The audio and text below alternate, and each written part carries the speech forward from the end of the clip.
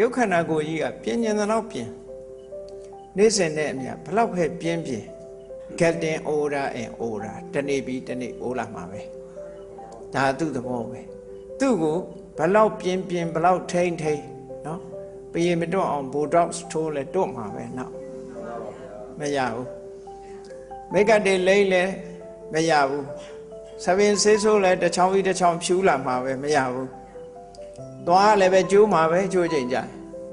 အဲ့တော့ရုပ်ခန္ဓာကိုယ်ကြီးကဘလောက်ပဲပြင်းပြင်းတဖြည်းဖြည်းဆွေးလာတာဆွေးလာတဲ့သဘောဟာသူ့မှာရှိတယ်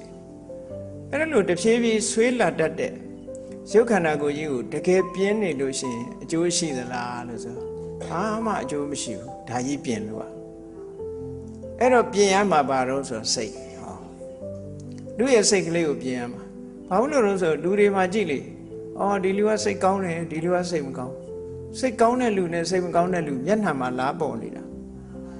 စိတ်ကောင်းနှလုံးကောင်းရှိတဲ့ပုဂ္ဂိုလ်ရဲ့မျက်နှာအချိုးပြုံးပြီးတော့မေတ္တာနှလုံးသားပိုင်ရှင်မျက်နှာကိုကြည်လင်းတယ်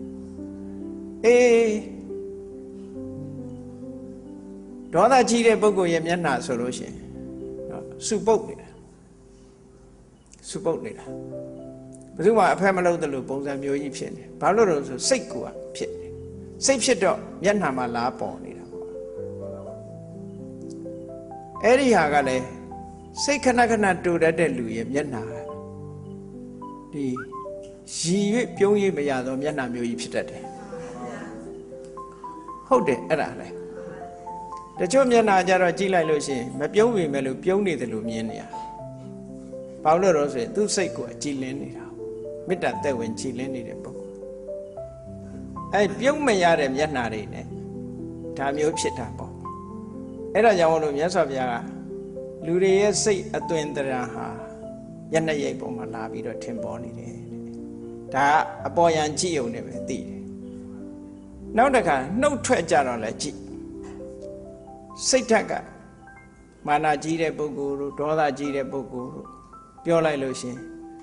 ဒေါသကြီးကစကားတိုးတဲ့တူတူပြက်ပြက်ပြောတတ်တယ်သူကမာမာဆတ်ဆတ်ပြောတတ်တယ်ဒေါသကြီးလို့ရှင်ငယ်ငယ်တော့ကြားဘူးတဲ့တကလုံးလောဘကြီးတော့စကားချိုးတယ်ဒေါသကြီးတော့စကားတိုးတယ်မောဟကြီးတော့စကားအိုးတယ်အိုးတယ်ဆိုတာညံ့ရှင်းတာကိုပြောတာနော်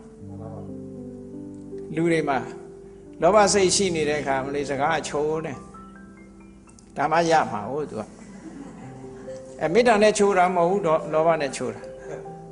ဒေါသကြီးတဲ့ပုဂ္ဂိုလ်ကြတော့စကားမာဆတ်ဆတ်နဲ့တို့တောင်း